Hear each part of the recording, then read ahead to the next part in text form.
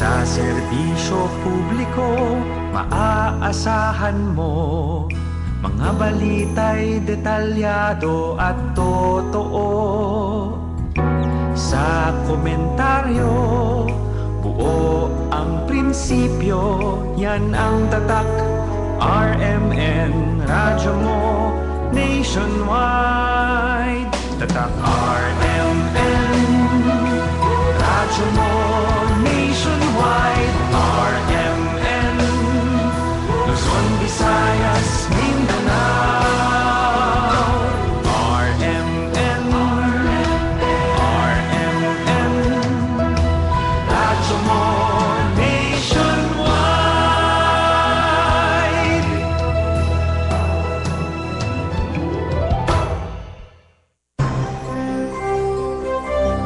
Ito ang DXDR 981 sa Dipolog numero 1. Tatak RMN.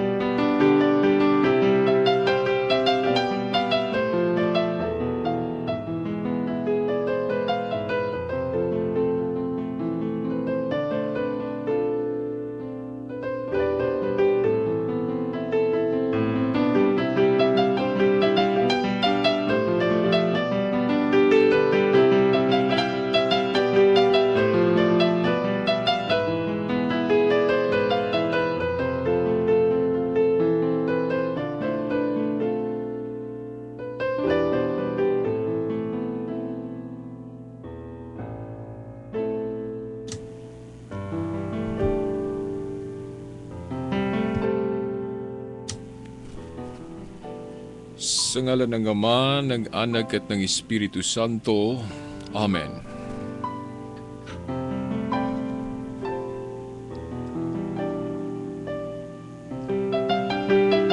Sinabi ni Moises sa mga Israelita,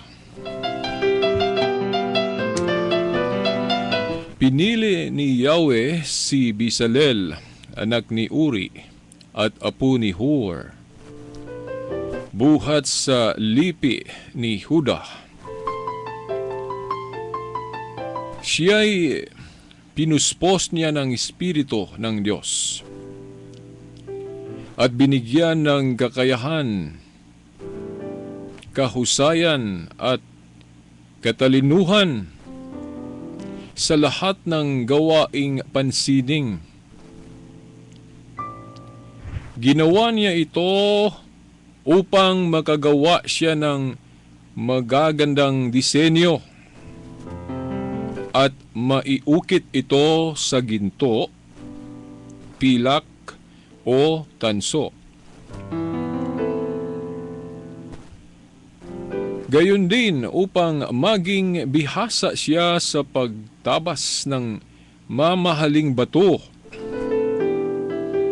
mahusay sa paglilok at dalubhasa sa anumang gawaing pansining. Siya at si Aholiab, anak ni Ahisamak, na mula sa lipi ni Dan. At binigyan ni Yahweh ng kakayahan para maituro nila sa iba ang kanilang nalalaman. Sila'y binigyan niya ng pambihirang kakayahang gumawa ng gawain ng mga dalubhasang mag-uukit, taga-disenyo, pangkaraniwang manghahabi at ng manghahabi ng lanang asul, kulay ube at pula at ng pinong lino. Kaya nilang gawin ang anumang uri ng gawain.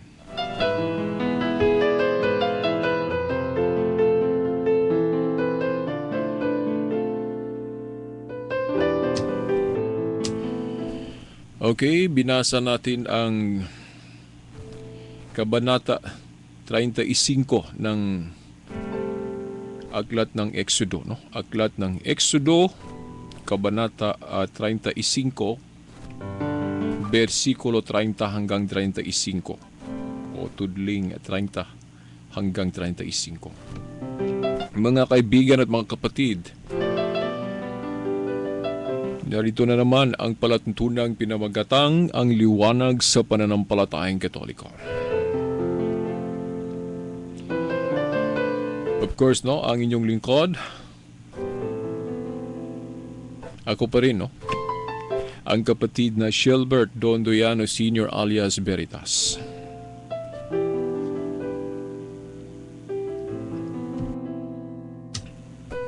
Okay, ika-23 po, no, ngayon. Ika-23 ng sa buwan ng Hunyo. Ilang araw na lang. Ibang buwan na naman, no, ang Hulyo. Okay, no, ika-23 sa buwan ng Hunyo sa taong 2013. Okay, no? As usual, ang ating palantuntunan ay sumahimpapawid, no, sa himpilang ito, no, ang Arimendipolog DXDR 981 AM. Makita at mapakinggan, no, sa website ng Arimendipolog, ang arimendipolog.weebly.com. Okay, no, alang-alang po sa mga kayong mga tagapakinig, especially sa mga nakikinig ngayon na mga taga-Dipolog. May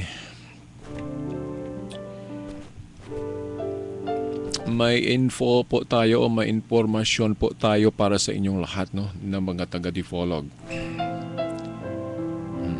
Itong info o informasyon na ito ay nakalat na natin, no, sa ibang mga palatuntunan.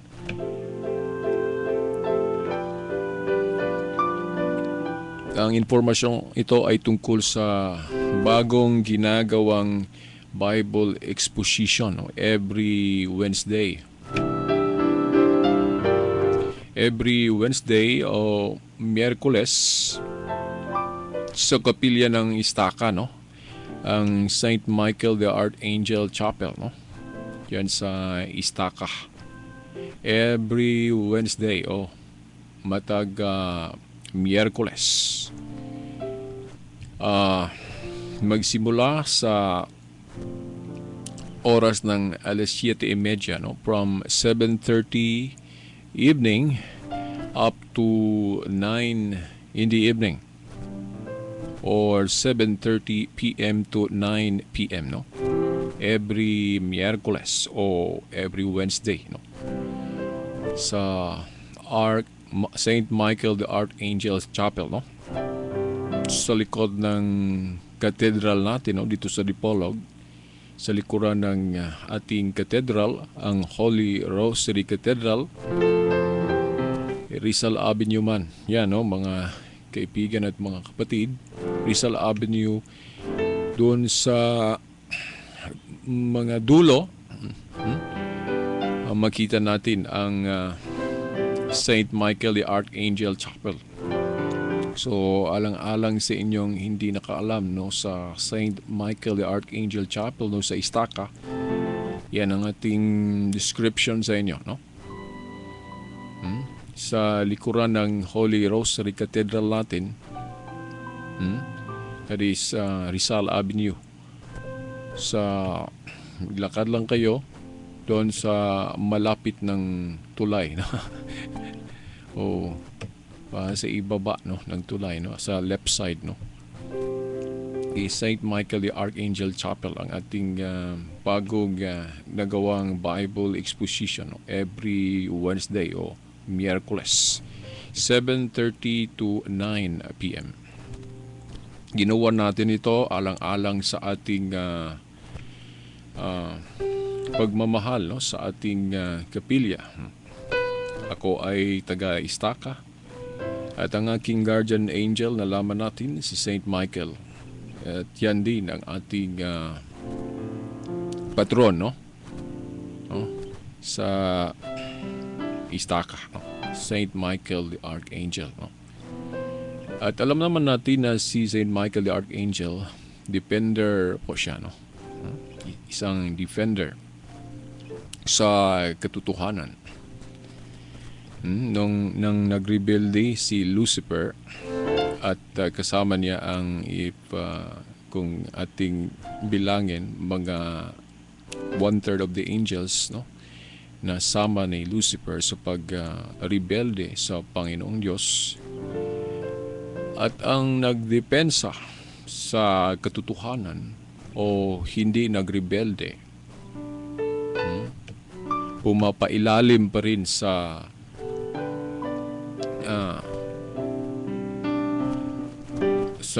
pamamahala ng Diyos. Sino? Si St. Michael the Archangel. Ang parang namuno, no, sa pagdepensa, sa pagiging faithful, no, pagiging masunurin, no, sa poong may kapal, no, ang Diyos. So, naging patron natin si St. Michael the Archangel. Kaya naisip natin na tinawag tayo ng Diyos na maging isa sa mga instrumento na maipalaganap ang pagtatanggol sa pananampalataya. Pananampalataya sa Diyos. So ulitin ko alang-alang sa mga taga-Estaca. Pero hindi lang para sa mga taga-Estaca ang impormasyon na ito. Invited po ang lahat kahit na hindi mga taga-Estaca. For example, taga Central Barangay kayo, taga Turno. So first day, no, first session natin last Wednesday, nasisihan po tayo dahil kahit na hindi masyadong marami pa ang first session, unang session natin, hindi kaunti pa lang tayo, pero merong hindi taga-Estaca ang dumalo, no? May taga Dicayas at taga Central Barangay. So tayo nasisiyahan. At merong nagpaalam sa atin na hindi siya dumalo, no? Wala siya sa loob ng kapilya, pero nakikinig daw siya sa labas. Nakikinig daw siya sa labas, no? Dahil ang bahay nila ay malapit sa kapilya, sabi niya, maraming salamat, Veritas. So, sa Bisaya niya sinabi ito. Pero tinagalog lang natin ngayon dahil ang ating palatuntunan ay Tagalog na. Sabi sa isang, no, yung tagapakinig na yon, maraming salamat, Veritas, kahit na wala ako doon sa loob ng kapilya natin. Pero napakinggan niya dahil malakas po daw ang ating sounds na ginamit. Gumamit po tayo ng trumpa. At para yung hindi makadalo, no, sa loob ng kapilya, o kahit na nasa bahay lang, no, katabi lang o nasa malapit sa kapilya ang inyo o ang kanilang bahay, maaari pa rin silang makapakinig kahit na may gagawin pa sila sa kanilang bahay kung malapit lang, no, sa kapilya. Mapakinggan nila ang ating Bible exposition. Di ba? So, at saka yung hindi pa nila alam na kung ano ang Bible exposition na yon, yung makapakinig, no, sa labas, maisip nila o magkapag-isip sila, no, kapag mapakinggan nila sa labas dahil malakas ang ating sounds, magkapag-isip sila na yun pala ang Bible exposition. So kapag interesado sila sa mga expose natin, inapahayag, automatically pupunta sila, no? Magpunta sila sa loob at dadalo. Siguro sa second session natin, okay, mag-provide po tayo ng siguro sort of notebook or any na masulatan na papel para for attendance, para may record po tayo sa kung sino-sino ang dadalo sa ating Bible exposition. Baka kung meron tayong maisipan na yung tinatawag nating pakulo para yung for sort of pwede ring tawagin nating souvenir sa ating Bible exposition o parang giveaways natin, maibigay natin sa inyo yung palaging dadalo sa ating Bible exposition. Well, ginawa po natin ito dahil kinakailangan kasi, no, sa ating panahon. Although may mga Bible exposition sa ibang mga kapatid nating hindi mga Katoliko, pero nating mga Katoliko, gagawin natin to, especially alam natin na ang ating pananampalatayang Katoliko ay ang orihinal na pananampalataya. Kaya lang iniwanan sa iba nating mga kapatid dahil hindi nauunawaan ang ating mga katuruan, no, sa ating pananampalatayang Katoliko, kaya sila humihiwalay. So, isa sa pakay, no?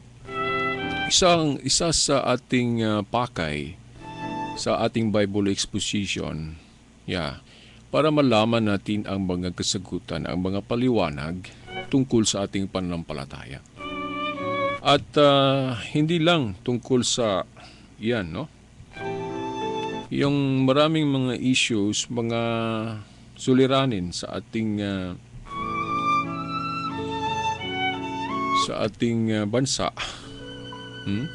in general, yung problema about drug addiction, juvenile delinquencies, yung problema natin sa hindi pagkakaisa, pag-usapan natin yan, no, sa ating Bible exposition dahil kung nagbasa kayo ng Biblia, may mga talata po ng Biblia ang mag-remind sa atin o nag-remind sa atin na hindi po mabuti yung hati-hatian o yung divisions.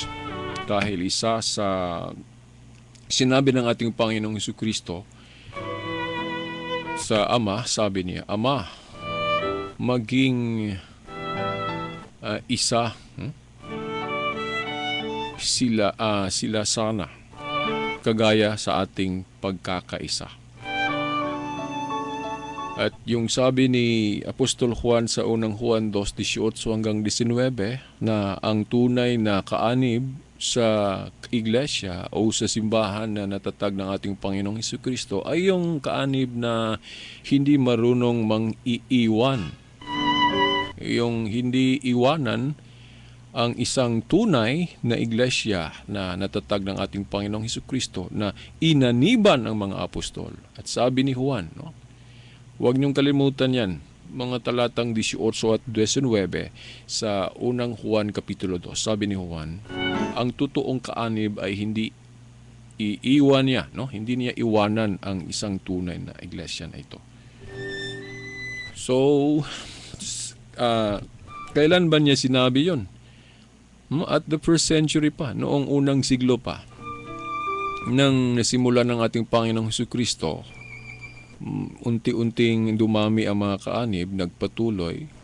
Taliwas po sa sinabi ng iba na yung iglesia daw yung iglesia daw na natatag ng ating Panginoong Hesukristo ay nawala. Dahil naganap po daw ang total apostasy. Lahat daw na mga kaanib ay tumalikod sa katotohanan. Dahil iba na daw ang mga tinuturo at naging Iglesia Katolika. So, hindi na po tunay daw ang iglesyang nagpatuloy. Sabi nila, isa sa basihan diyan sa Biblia, tinawag na Iglesia ni Cristo, pero bakit pinalitan ng Katolika? At may mga katuruan na daw na hindi naaayon. No? Pero sa ating palagay o sa ating unawa, no, bilang mga Katoliko, hindi po pwede o hindi pwede mangyari yan. Dahil kung nangyari ang total apostasy, parang maging sinungaling ang ating Panginoong Jesucristo. Dahil may pangako siya na ang iglesia na tatagin niya ay isang iglesia na matibay. No? Mateo 16, 18 at 19. At saka yung sa prophecy, yung sa hula ba yun sa Tagalog? O yung sa prophecy na mababasa natin sa Daniel 2 verse 44. No? Daniel kapitulo 2 versikulo 44 na ang Diyos sa langit ay magtatag ng isang kaharian na hindi po magigiba. At ito ang iglesia na natatag ng ating Panginoong Jesucristo. No? So hindi po magigiba. So ibig sabihin matibay. At kung babasahin natin ang Mateo 28 sa mga huling talata ng kapitulo 28 sa Mateo, siyak na hindi po ito iiwanan. Palaging sumama, no, ang presensya ng ating Panginoong Jesucristo sa iglesia niya. Ibig sabihin hindi po ito matalikod, no, ang buo, no. Pero may mga talata ng Biblia na gagamitin ng ating mga kapatid na, for example, mga Iglesia ni Cristo na parang pinapatunayan nila na talagang naganap ang total apostasy dahil may mababasa daw sa Biblia na meron talagang matalikod. Tama po yan, sinabi nila, pero hindi ang lahat. Dahil yung binasa nila na talata, halimbawa, yung nakalimutan ko lang ang bersikulo, if I'm not wrong sa gawa, no? Acts of the Apostles. May talata ng Acts of the Apostles na ginagamit ng ating mga kapatid na ministro ng Iglesia ni Cristo na parang ginamit nila bilang basihan sa turo nila na naganap daw ang total apostasy. Dahil yung mga kaanib hindi nagpapatuloy dahil yung mga nagtuturo pinapasok daw ng mga lubo, no? So pinapasok daw ng mga lubo at walang natitira. Ibig sabihin nawala ang tunay na iglesia dahil yung nagpatuloy hindi na tunay. So naganap ang total apostasy. Kaya kinakailangan na merong messenger na sinabi nila na tinawag nilang anghel, iyon ay si kapatid na Felix. Siya daw ang mag-restore sa kaharian o sa iglesia na natatag ng ating Panginoong Jesucristo na nawala dahil naganap ang total apostasy. Parang yung sa turo ng mga kapatid nating mga Mormons, yung Church of Christ Latter-day Saints, no? Tinawag ding Church of Christ kung Iglesia ni Cristo. Pero yung Mormons, marami kasi ang dumadala sa titulo na yan o katawagan ng iglesia na yan, Church of Christ. No? isa lang ang mga kapatid nating Iglesia ni Cristo, no, na nagsimula noong 1914. Even ang ating mga Protestants brothers and sisters, tinawag din nila na United Church of Christ. May Church of Christ din doon sa Amerika ni Alexander Campbell. Ang daming gumamit, no? Ang daming gumamit sa titulo o kung title man yan, o katawagan na yan, Iglesia ni Cristo. Pero sa sinabi na natin noon pa, sa last program natin, iisa lang ang tunay na Iglesia ni Cristo. Katulad sa pera, hindi ibig sabihin na kapag yung pangalan o title o pangalan na mababasa natin dyan, yung letra na mababasa natin sa pera, mababasa natin for example 500 peso bill or 100 peso bill ba or 200 peso bill ba. At kung tingnan natin ang kulay, ganon din. Pero alam naman natin na meron pong mga piki dyan, no?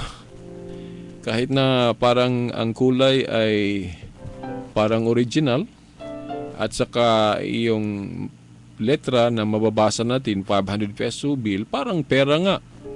Pero kung tingnan natin ang mga palatandaan sa tunay na pera na hindi peke. So kahit na isang palatandaan lang na wala sa pera na cross-examine mo, na tiningnan mo, sinuri mo kung ito ba ay fake, peke or hindi. Isang palatandaan lang sa tunay na pera kung wala dyan sa pera na sinuri mo, talagang makonklusyonan natin yan na yan ay peke. So, ganun din sa mga religion ngayon, sa mga iglesia ngayon, sa mga denominasyon ngayon, huwag agad maniwala kung dadalhin o gagamitin ang pangalan na Iglesia ni Cristo o Iglesia ng Diyos. Dapat alamin natin ang mga palatandaan sa tunay na iglesia na natatag ng ating Panginoong Jesucristo. Ang daming palatandaan. Ano ang mga palatandaang ito? Una, ang Iglesia ni Kristong tunay ay nagsimula noong kailan? Kailan natatag? Kailan nagsimula ang tunay na iglesia? Sa Lucas 24:47, Jerusalem po. Kung pag-usapan natin ang lugar, hindi pala when. Yung nasaan?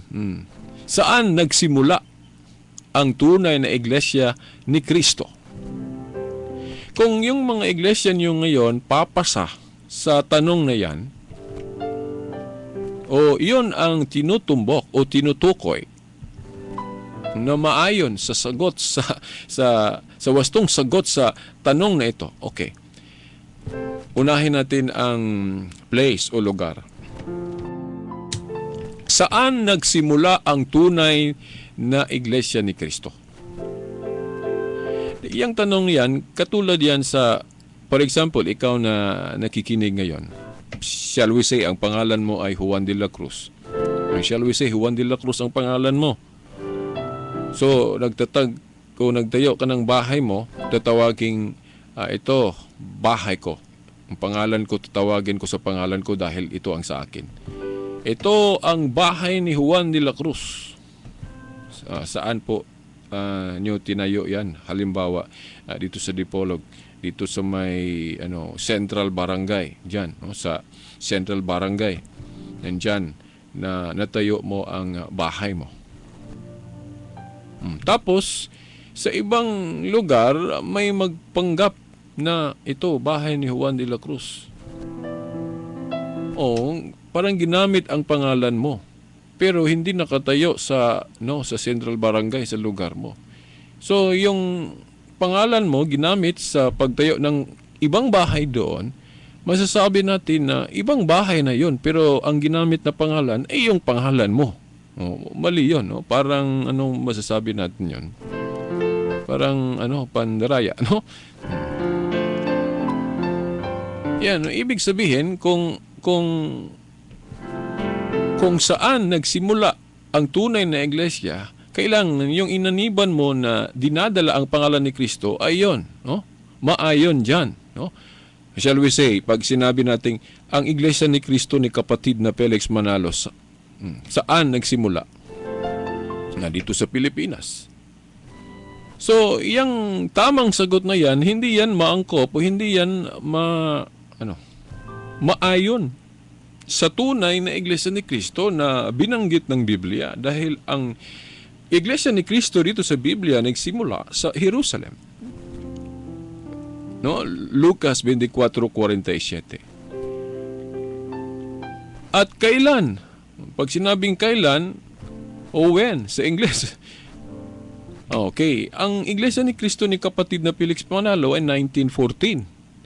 So paano maging tunay na iglesia ang iglesia ni Kristo ni kapatid na Felix Manalo na ang simula nito 1914 samantalang ang kay Kristo 33 AD, no? Nasa unang siglo, dahil ang 33 AD nasa unang siglo yan. Ano ba ang unang siglo? Ating uulitin. Ang unang siglo ay first 100 years. Ibig sabihin from 1 AD o from 1 year of the Lord, 1 AD to 100 years, yan ang unang siglo. First 100 years. So 33 AD, nasa malapit ng kalagitnaan ng first century, ang 33 AD. Okay. Ang palatandaan ay ito. Unang palatandaan na binanggit natin, saan nagsimula? Jerusalem. At ikalawang palatandaan, kailan po ito nasimula ng ating Panginoon si Kristo? 33 AD.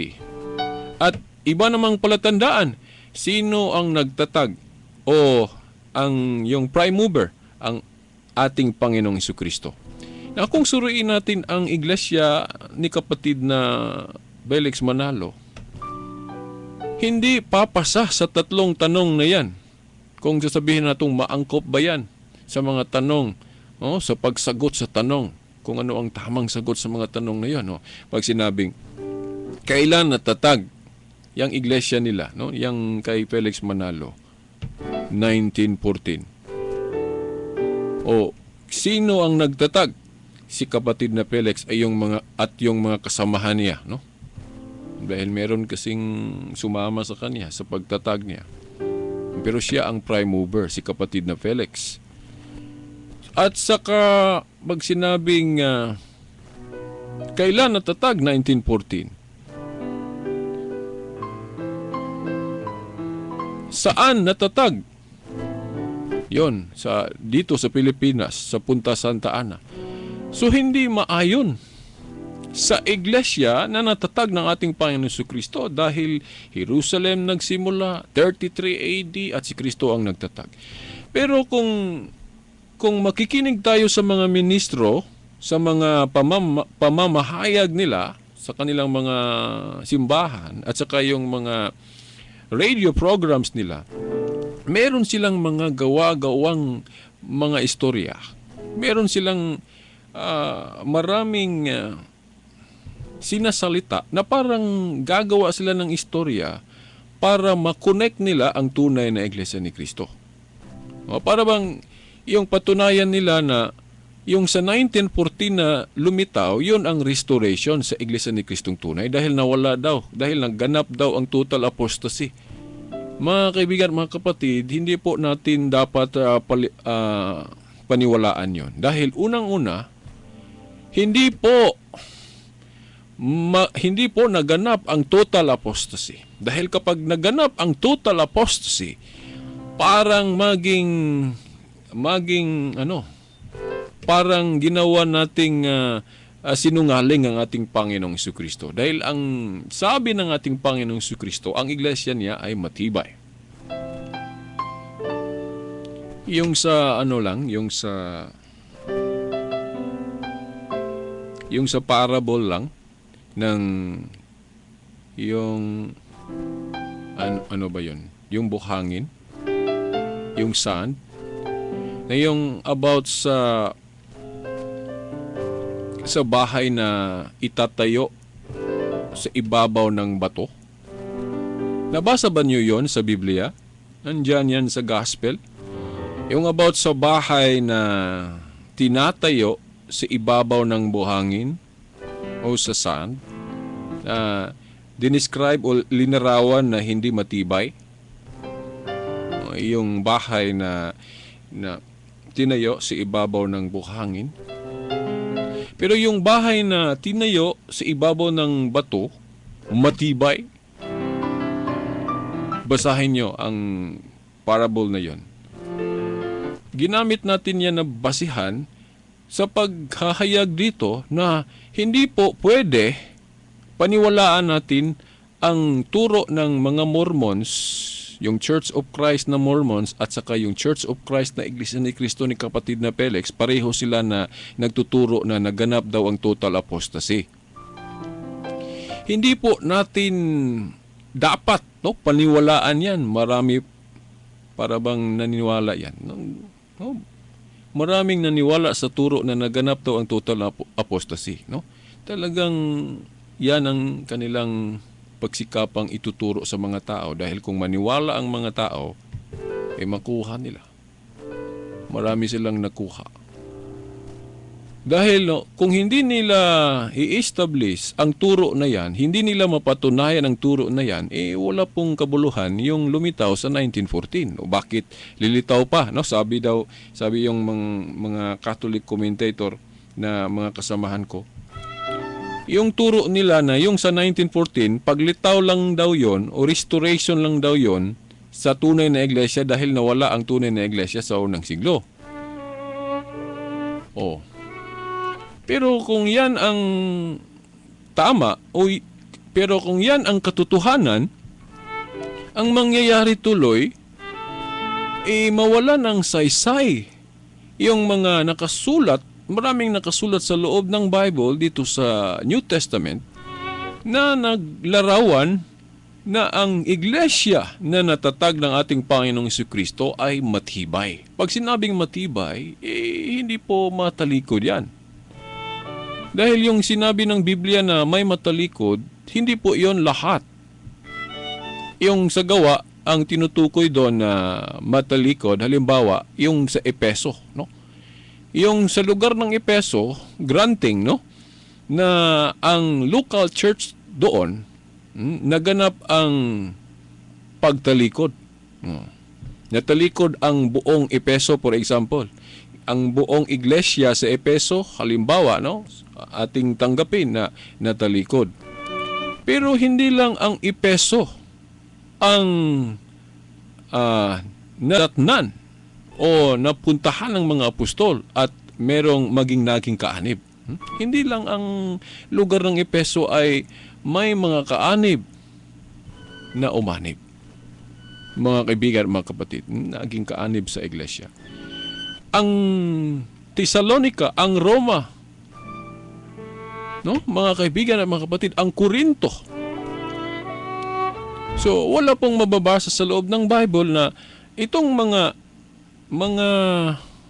lugar na yon, yung sa Roma, yung sa Espanya meron din, sa Antioch, So merong mga lugar na masasabi nating merong mga naging kaanib sa iglesia, pero wala pong sinabi sa Biblia na ang buo o ang lahat doon ay matalikod. Yung mga talata ng Biblia na nagsasabi na may matalikod, hindi ang lahat, Dahil kung mangyayari yon, maging parang ginawa nating sinungaling ang ating Panginoong Jesucristo.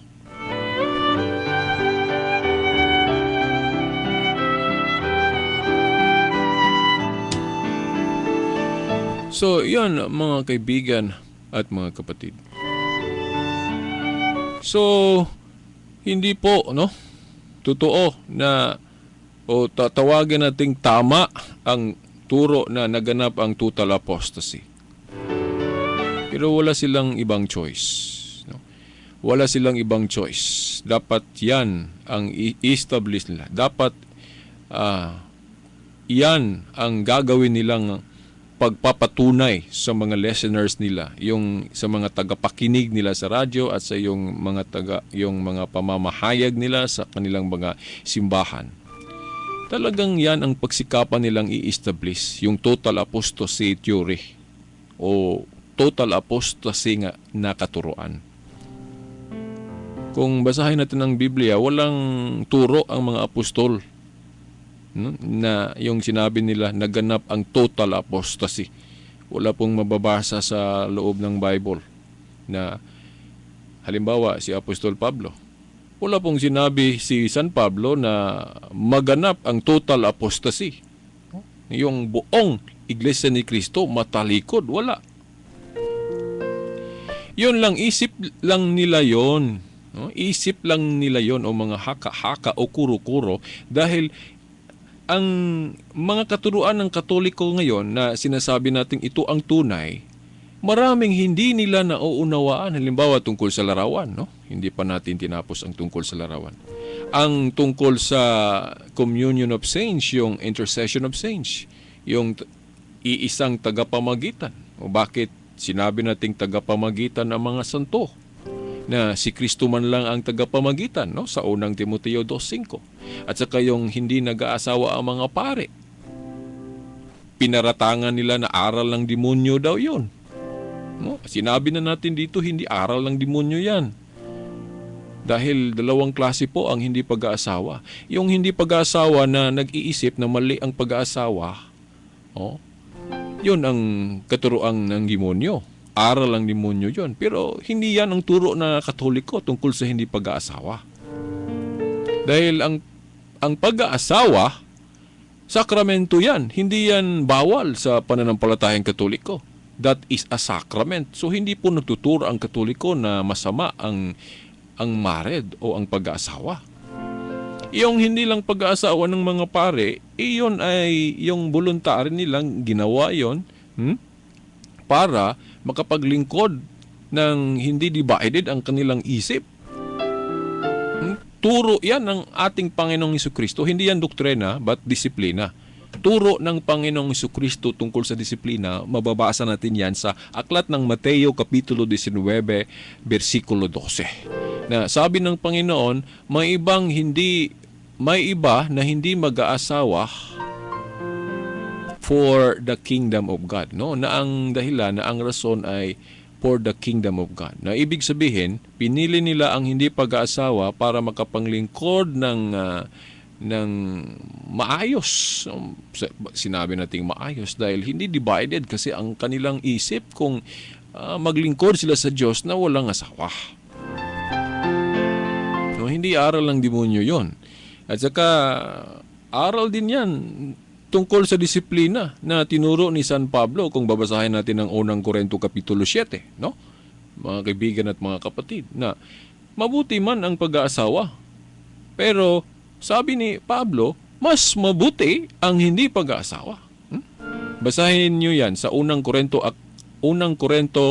Kapitulo 7, no? Unang Korinto Kapitulo 7, versikulo 30 hanggang 39. If I'm not wrong, 38 yan ang exact verse na tinukoy ko. 38 or 39 ba, no? Sa aklat ng unang Korinto Kapitulo 7, no? Unang Korinto Kapitulo 7, versikulo 35 ba na? 36, 37, 38, 39. Okay. Hindi ko na binasa dito sa Biblia dahil matagalan pa akong hanapin. Tapos very limited po ang oras natin, no? Sa palagay ninyo, ang oras natin ay mahaba, no? Dahil isang oras. Pero alam nyo kasi si Veritas, para sa mga nalalaman natin, sa mga reflections natin sa pananampalataya, parang isang segundo lang ang isang oras ko. Hindi ito pagyayabang, mga kaibigan at mga kapatid, no?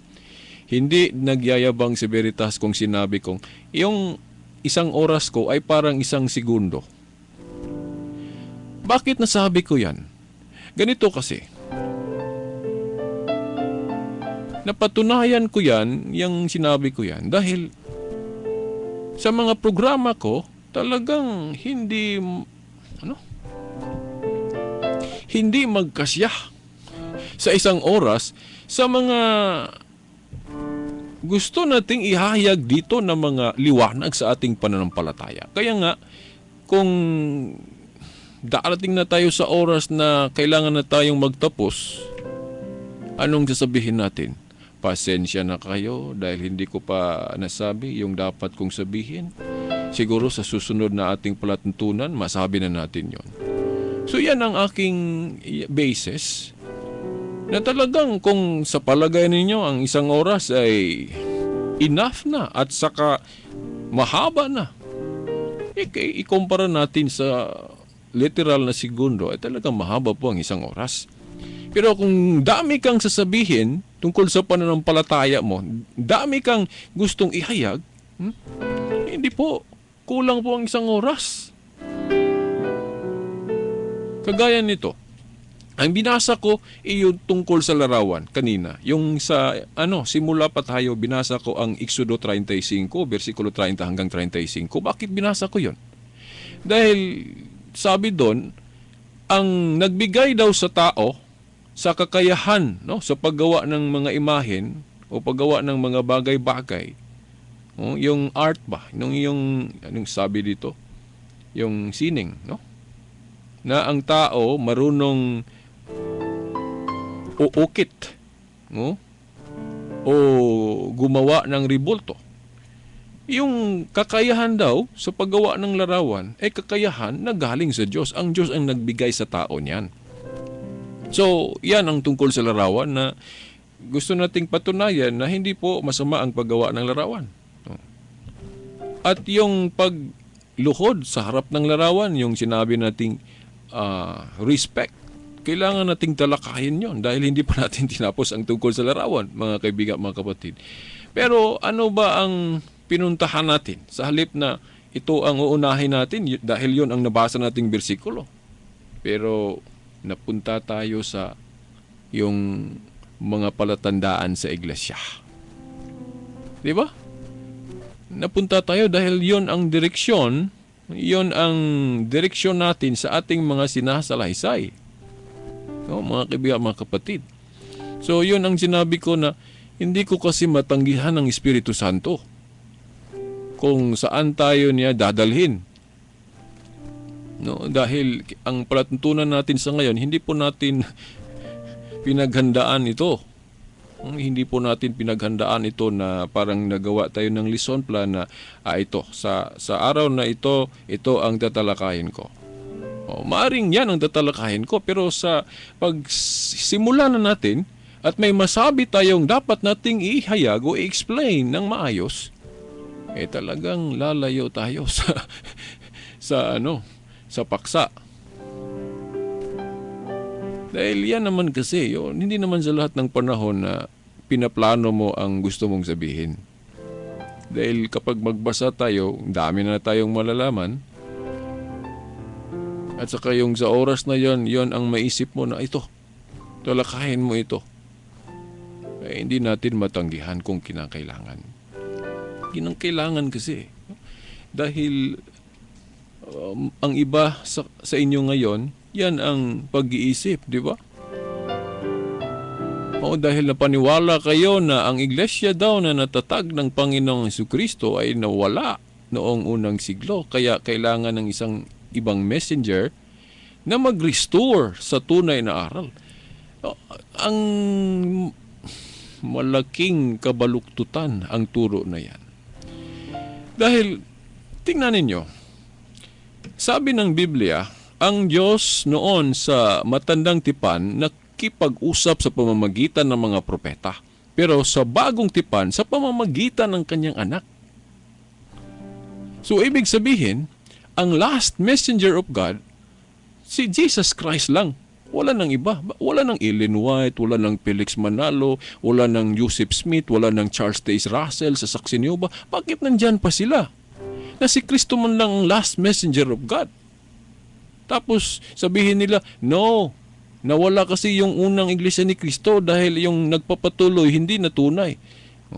Yan ang resulta kasi sa yung hindi nakaunawa kung ano ang mga turo ng simbahan na tatag ni Kristo, na ito man ang tama pero iba ang kanilang interpretasyon. Hinahatulan nila ng maling paghahatol na itong turo ito tungkol sa larawan, mali. Ito ang turo tungkol sa hindi pag-aasawa, mali. Ang turo ng simbahan tungkol sa yung na dapat optional lang ang discipline sa hindi pag-aasawa, no? Ibig sabihin, kung gusto ng isang ng pari na mag-asawa siya, no? Dahil sa Biblia ay optional. Merong mga apostol ang meron daw ng asawa at meron namang hindi. Pero bakit sa Katoliko ay lahat hindi pa aasawahin? Yun sa disiplina kasi, yung sa canon law, yung sa batas ng simbahan, ginawa kasi nila. Yung ang simbahan, binigyan ng Diyos ng kapangyarihan na makagawa ng mga batas. Oo, sa Mateo 18:18. Noon, sa unang siglo, ang simbahan ay talagang optional ang hindi pag-aasawa. Kaya sinabi diyan sa unang Timoteo 3:2 na ang obispo, kung may asawa siya, kailangan iisa lang. Pero ang nangyari tuloy, yan ang gagamitin sa mga hindi Katoliko na kanilang atakihin ang Katoliko na, ito, tingnan nyo, ang obispo dito sa Biblia may isang asawa. Pero sa inyo, mga Katoliko, walang asawa. Sino ang nasa tunay na iglesia ngayon? Na ang Katoliko ay nagtuturo ng mali. Tapos yung sa Biblia, optional, ang obispo may isang asawa. Di ba yan ang kanilang line of pag-iisip? Pero ano ba ang sagot ng Katoliko dyan? Yung sinabi ni Pablo kay Timote sa unang Timoteo 3:2 na ang obispo may isang asawa, totoo yun. Dahil sa panahon nila, ang hindi pag-aasawa ay optional. O kung maglingkod ka sa Diyos. Kaya nga kung tingnan ninyo sa history, if I'm not wrong, mga 30 o 20 to 30 popes. May mga popes na married, may asawa. Dahil sa first century, kahit na ikalawang century, ang celibacy, yung hindi pag-aasawa ay optional. Pero kung may asawa ang isang pare o isang obispo, sabi ni Pablo, dapat isa lang. Pero sa panahon ngayon, meron ng batas, meron ng canon law na yung mga pare ay ni-require. No? Ni-require sila na kung ang magpare ngayon, mas mabuti na hindi mag-aasawa. No? Yung sinabi ba ni Paul sa unang Korinto 7, versikulo 38, na mabuti ang pag-aasawa, pero ang hindi pag-aasawa, kung maglingkod ka sa Diyos, mas nakabubuti. Kaya nga, yung kinausap ko na hindi Katoliko sa plaza, sinabi ko sa kanya, hindi man masama ang pag-aasawa. No? Dahil ako, for example, may asawa ako at pari ang nagkasal sa amin. Yan ang patunay na ang Iglesia Katolika ay hindi tutol sa pag-aasawa. No? Iba po ang Katoliko. Ang turong Katoliko tungkol sa pag-aasawa at saka hindi pag-aasawa, iba. Ikumpara sa yung tinukoy ni San Pablo na nagtuturo ng aral ng demonyo, pinagbawalan ang mga tao, hindi lang mga pare, kundi ang lahat na tao, pinagbawalan sa pag-aasawa dahil ang turo nila, masama po ang pag-aasawa. Hindi lang pare ang pinagbawalan, ang lahat, mababae man o malalaki, pinagbawalan nila sa pag-aasawa. Dahil mali daw, makademonyo daw ang pag-aasawa. Yun ang aral ng demonyo. Pero kung tingnan natin ang Katoliko, pag-aralan natin ang mga katuruang Katoliko, ano ba ang turong Katoliko tungkol sa pag-aasawa at hindi pag-aasawa? No. Yung hindi pag-aasawa sa turo ng Katoliko, hindi yan doktrina. No, hindi yan aral na pandoktrina. Kung tawagin nating aral na yan, aral tungkol sa disiplina. Aral na tungkol sa disiplina. Yung hindi pag-aasawa at hindi para sa lahat yon. Dahil yung hindi pag-aasawa sa aral katoliko tungkol sa disiplina, yun ay para sa mga magpari lang. So hindi sa lahat. So hindi aral ng demonyo ang hindi pag-aasawa sa simbahang katoliko. At saka yung hindi pag-aasawa ng mga madre, andyan rin yan no, sa talata na o sa kabanata na sinalaysay ni Apostol Pablo sa unang Korinto Kapitulo 7. Basahin niyo ang buong Kapitulo 7 ng unang Korinto. Di ba may bersikulo na susuporta sa vow of celibacy sa ating mga kaparian? At saka meron ding bersikulo diyan na susuporta sa pagiging madre na hindi mag-aasawa. No, nandyan sa unang Korinto Kapitulo 7, basahin niyo ang buong Kapitulo 7 ng unang Korinto, mga kaibigan at mga kapatid. So, yung unang Timoteo 3:2 na ang obispo may isang asawa, noon yon dahil wala pa ni-require. Wala pa ni-require yung mga magpare na kailangan silang magtanggap ng vow of celibacy. Pero mga kaibigan at mga kapatid, yung sabi ng iba na hindi pinagpili ang mga seminarista, mali po yun, no? Yung parang sa Bisaya pa, gipugos. Na hindi, no? Force kuman. Na hindi. Dahil ang mga seminarista natin, makapili sila, no? Pwede silang hindi papasok sa seminaryo kung hindi sila gustong mag-celibate. Kung gusto nilang mag-asawa, pwede silang mag-asawa. Hindi lang sila papasok sa seminaryo. At pwede rin silang makapaglingkod sa Diyos bilang hindi pare. No, dahil hindi naman masabi natin na hindi tayo makapaglingkod sa Diyos kung hindi tayo pare. No? Makapaglingkod tayo sa Diyos sa ibang paraan. Pero yung priesthood, yung ating simbahan kasi, binigyan ng otoridad sa paggawa ng mga batas.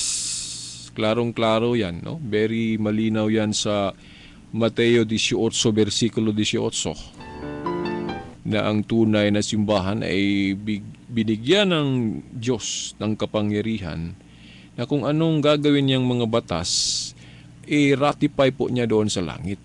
Aprobahan niya sa langit. No? Basahin niyo ang Mateo 18:18. Kung ano daw ang pahintulutan at hindi pahintulutan sa iglesia niya dito sa lupa, pahintulutan at hindi pahintulutan din niya doon sa langit. So, very clear yan. At yung kapangyarihan na yan, talagang ginamit ng mga lideres ng simbahan yan. Ang halimbawa niyan, yung sa Acts of the Apostles, chapter 16, verse 4. No? Acts chapter 16, verse 4 na ang mga pangulo ng simbahan ay nagmi-meeting, nagtitigom. At pinag-usapan nila kung ano ang dapat gawin nilang konsensus o ang mga batas. At yung mga batas na ginawa nila ay talagang pinapatupad nila sa mga faithful, yung mga nanampalataya. At saka pagsabihin natin yung kapangyarihan nila ay sa kanila ra, hindi po sa yung mga successor. Mali po 'yon. Sabihin natin ang mga pari ninyo, mga obispo ninyo, hindi binigyan ng karapatan ng kapangyarihan ni Kristo. Ang mga apostol binigyan, pero ang mga obispo daw hindi. Well, ang actual na mabasa natin sa Biblia na binigyan ng kapangyarihan ng mga apostol. Pero sa kanilang trabaho na yan, merong magpatuloy kung wala na sila. Yung mga successor.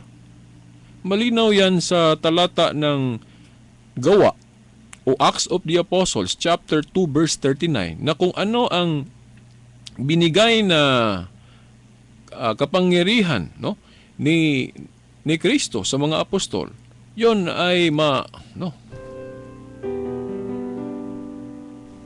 yun ay maangkin sa mga yung successor. Buhat 2:38. Kung ano ang promise, pangako ng Panginoon sa mga apostol, yun din ang sa mga successor. So ang history, kaya nga dapat din tayong mag-aaral ng history dahil nasa history malalaman natin kung sino ang nakasunod sa mga otoridad ng apostol. At malinaw yan na ang mga obispo natin ang nakasunod sa kapangyarihan ng mga apostol. So ang mga obispo may kapangyarihan sa paggawa ng mga batas, yung sinasabi nating canon law, at saka yung mga yung ibang mga ecclesiastical law. Even yung pag-canonize ng mga santo, at even yung pag-canonize ng kung ilan ang libro sa Old Testament at New Testament, outside of the Bible na yan. Pero yan, ginamit yan ng kapangyarihan ng simbahan. Pag sinabi ng simbahan, there are 27 books of the New Testament. Hindi yan sinabi ng mga apostol, kundi ang mga huling obispo na ang nagsasabi at pinaniniwalaan natin. Dahil dapat nating paniniwalaan ang kapangyarihan ng mga obispo dahil yon ang sabi ng Panginoong Jesucristo na anuman ang pahintulutan at hindi pahintulutan sa kanyang mga alagad dito sa lupa, pahintulutan at hindi pahintulutan din niya doon sa langit. So mag-approve ang langit sa mga konsensus ng tunay na simbahan dito sa lupa.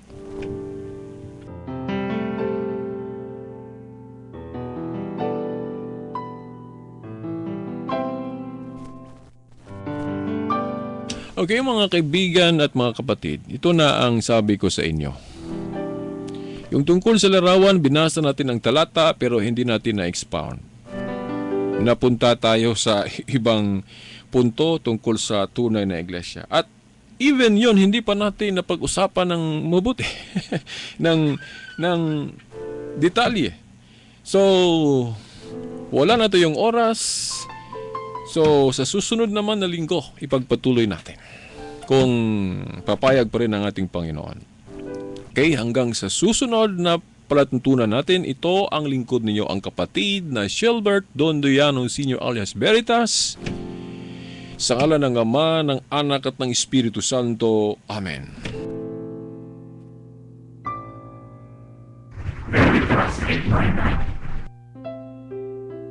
Radyo mo nationwide. Now reaching Filipino